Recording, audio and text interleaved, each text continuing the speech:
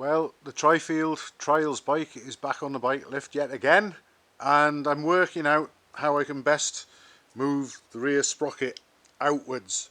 It was sort of inwards, out of line with the gearbox sprocket by roughly 3/4 of an inch, and I've actually managed to move it over quite a bit. I've moved it to the tune of this nut, which was screwed on between the inner face of the swing arm and the brake plate, and that washer there that someone had put between the brake plate and the spacer inside. So I'm guessing that this nut and that washer together might account for about a ½ an inch or so that I've managed to move the wheel over.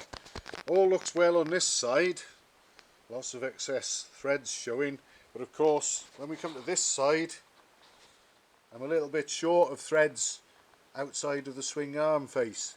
Now I'm hoping that I might be able to somehow perhaps move the spindle over a little bit through the bearings, but I'm not sort of guaranteeing that I can. I'll try. If not, well, we just have to live within what threads we got there. I suppose we can spring the swing arm in a little, but not too much. Otherwise that'll be counterproductive, and it's not a really good way to go about things. There's also the little matter of there was never a snail cam adjuster on the other side. There was one someone made for this side out of aluminium, which is quite thick.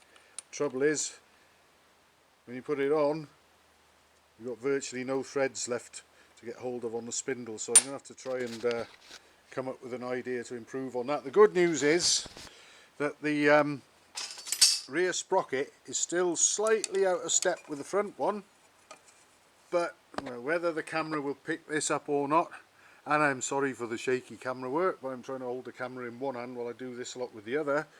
I've got this straight rod laid on the face of the rear sprocket, and I can see it.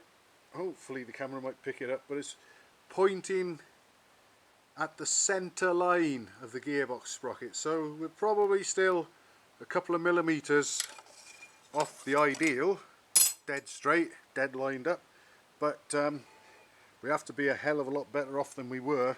Another thing that I had to do to get the sprocket moved over as close to the rear shock, if you like, as I had to grind some material off the face of the brake plate. See where you've got this riveted on ring that's supposed to sort of protect the shoes from dirt and water and oil going in. Well, I had to remove a short section of that because it was bearing up against the inside of the swing arm there. So I've ground some material away, and I've basically got the brake plate as close as I possibly can to the inside face of the swing arm now. There's nowhere else for it to go, so I'm pretty stumped for moving the sprocket over any further either. Although, like I say, we are within a whisker of it now. It's reasonably respectable like that. It was awful before, no wonder it was trying to throw the rear chain off. So anyway, I've just got to work out what I'm going to do. Obviously the nut that I removed that went between the brake plate and the inner face of the swing arm can now obviously be screwed on this side here, and that'll compensate for what I've taken off the other side. And obviously you can see the thickness of the washer there as well, so I'll come up with something to sort that out. My biggest concern is whether I can get a few more threads showing there, and if I can, I think we could just be in business, and perhaps it'll no longer try and throw its chain off, and maybe, just maybe, it's Wednesday now, I might actually be ready with this thing for Muddy Friday to give it a real workout and see how it goes. But we'll just have to watch this space on that one.